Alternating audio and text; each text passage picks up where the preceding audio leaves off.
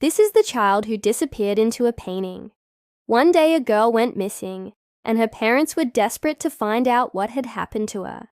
They even hired a private investigator to look into the case, but he couldn't find anything. Until one day, he got a call from an art gallery, saying they might have something to do with their daughter's disappearance.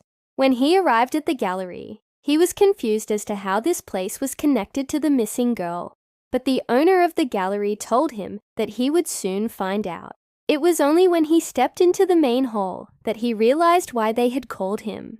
On the wall was a painting which depicted a story. It showed a family of 4 walking through a park. The painting was incredibly realistic, and the details were just mind-blowing. The man in the painting was holding a little girl's hand, and the other girl was walking next to her mother. But something about the painting just didn't seem right to the private investigator.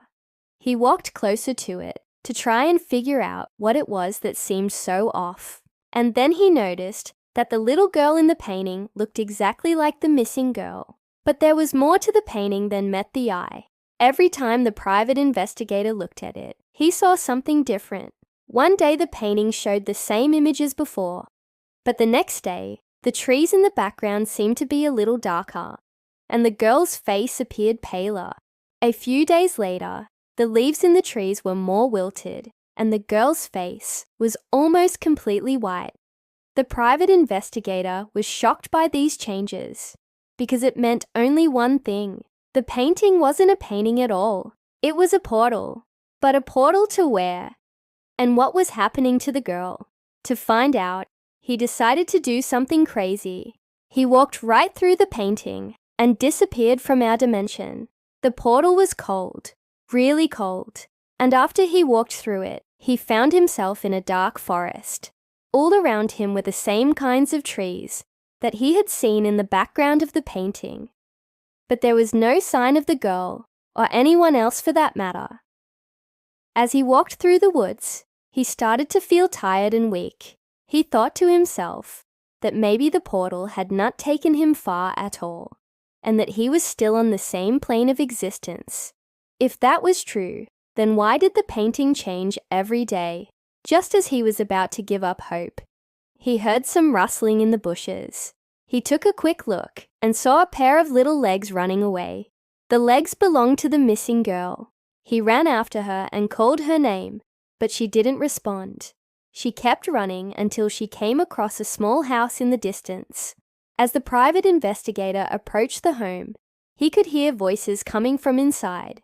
He walked through the front door and saw the girl standing next to a fireplace with a woman he assumed was her mother.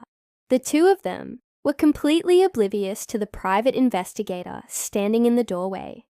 And although he had many questions, he knew that he had to play along if he wanted to get the girl back. He cleared his throat and asked where the father was, to which the mother responded, "He went out to get some supplies. Would you like some tea, sir?" Before the private investigator could answer, the girl spoke up and said, "You're not our father. You're a bad person who tried to take me away from my real father." She turned to her mother and said, "See, I told you he wasn't our dad." The mother sighed and told her daughter that she was wrong. But the girl insisted that the man in the doorway was the bad guy who had taken her from another world. At this point, the private investigator had enough. He revealed himself and tried to grab the girl, but she screamed and ran away. He chased her into the woods, but he couldn't find her anywhere. He called her name, but she didn't respond, and as the sun began to set, he realized that he had made a terrible mistake. He had been so focused on finding the girl that he had forgotten about the portal. Now that the sun was going down, the portal would disappear, and he would never see the girl again. Just as he was about to give up hope, he heard a voice behind him. Looking for this? The private investigator turned around and saw the creepy old woman holding the painting. She had followed him through the portal, and now she was standing in front of him in the real world.